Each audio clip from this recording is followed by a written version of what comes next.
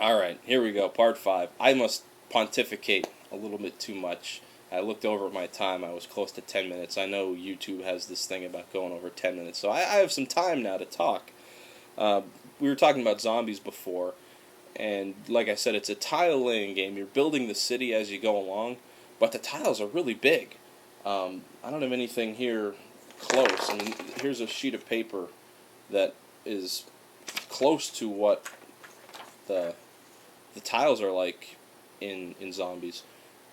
Because of that, we can't play it on the table anymore. We tried, but you can't just shift everything. So Mrs. Claus and I play on the floor if we're going to play that game. And now that we have the baby Claus, who's now mobile, crawls around, we're probably not going to play zombies anytime soon, unless he's asleep. Zombies was one of those mindless games that you roll the dice and you move around and you attack zombies. But the cool thing about that is you can go and try to attack zombies. If you kill 25 of them, you win. But if you want to kind of get your opponent, you can have the zombies attack them, because you always move a zombie as well. And there's no player elimination. It's player frustration. So if you have 10 zombies killed and you get killed by a zombie, you go back to the start and you lose half them, so you only have 5 zombies killed. The only way to win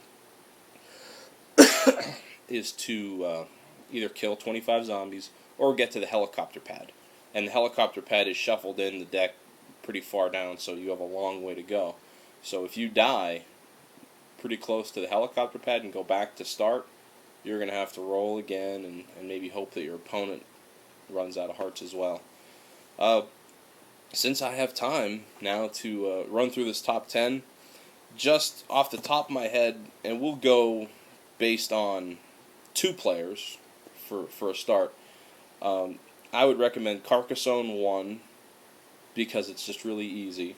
1962, 1960-2, not 1962 the year. It's an easy game, and it's a lot heavier than Carcassonne. Carcassonne feels like a Saturday morning cartoon. 1960 feels like daytime drama, or evening drama. I don't know. Number 3, I would actually recommend Notre Dame, and to call kind of even. I play both with 2 players, and I think they're both pretty fun. 5, it's between Cuba and Pillars of the Earth. Since I said they're so similar, we'll do that the same. We'll make them the next level down. Then Blockus. Blockus feels like the Saturday morning cartoon as well. It's one of those abstract Tetris games. Let's get our pieces down. It's a Mensa Select game, though. So for your son, or for kids, especially in elementary school, I love this game. This game is a good way to teach geometry, percentages, ratios, things like that. It's one of those games that you learn and you don't know you're learning. So it's a good game in that respect. And then Zombies. Zombies, to me, it's just because of the sheer size of the tiles. It's tough to play, and Santa's back gets a little sore when he's playing on the floor. So if you're at a convention that has a big table that they're playing zombies, it would probably be a lot more fun. The thing I don't like about zombies is basically that we have to play it on the floor.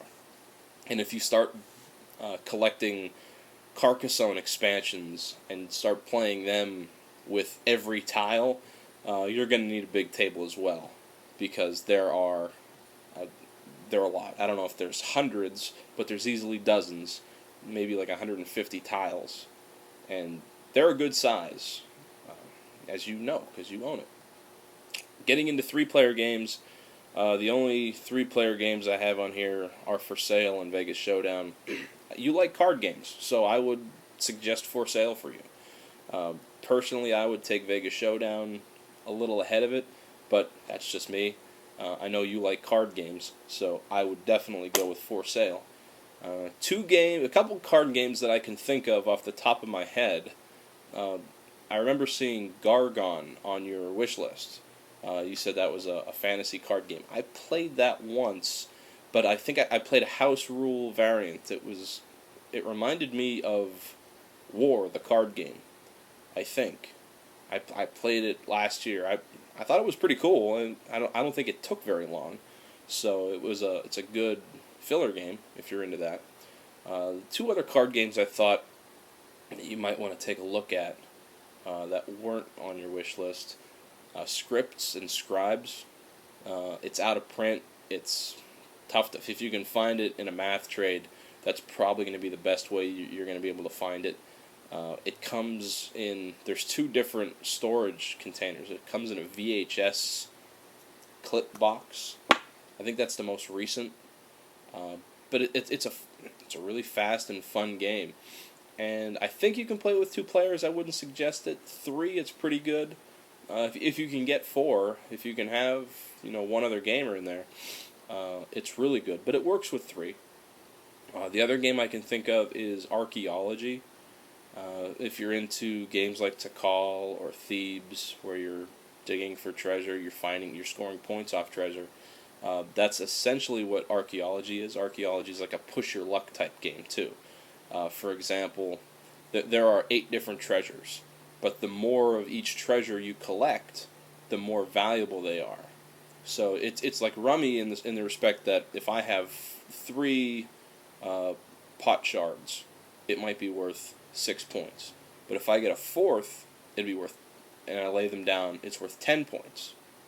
Now the press your luck aspect comes with cards like the Thief, which allows the person who draws it to take something from someone else. And there's also a couple Sandstorm cards. And the Sandstorm, think of the Robber and Settlers, you'll lose half your cards. You get to pick what they are, and they go into a pool where you can get them back. But unless you lay your cards down, you won't score points for them. And like I said, there's 8 different treasures you can find at different point values. The highest is the Pharaoh's Mask, and if you get all four of them, it's worth, I think, 80 points, and that's like almost like an automatic win. But there's 100 cards, so the odds of getting all 4 of them and laying them down, it's pretty slim. I have yet to see it, and I've played that game a couple of times. Other card games that come to mind,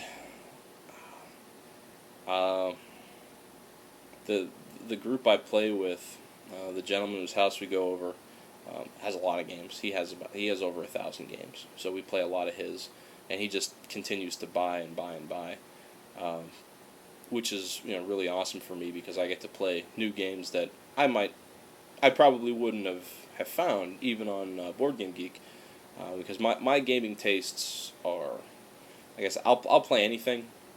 I don't really think I'm going to be playing Advanced Squad Leader anytime soon, but you never know. My dad is a grognard. He likes war games. That's how he broke into the hobby. But he broke me in playing money style games because that was more. That's not to say I don't like combat. Combat's okay, but I'm more into money games and victory point games, things like that.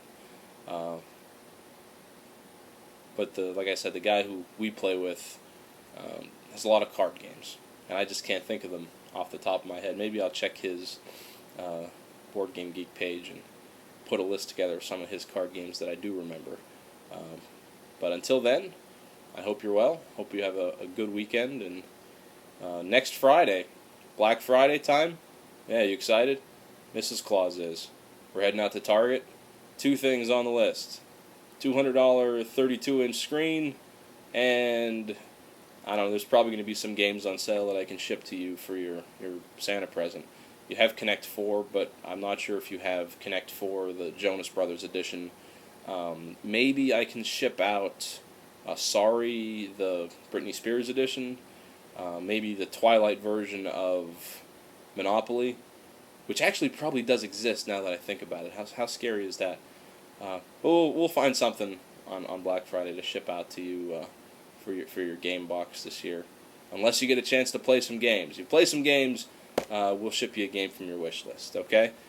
So like I said, have a good weekend, and we'll talk to you after later.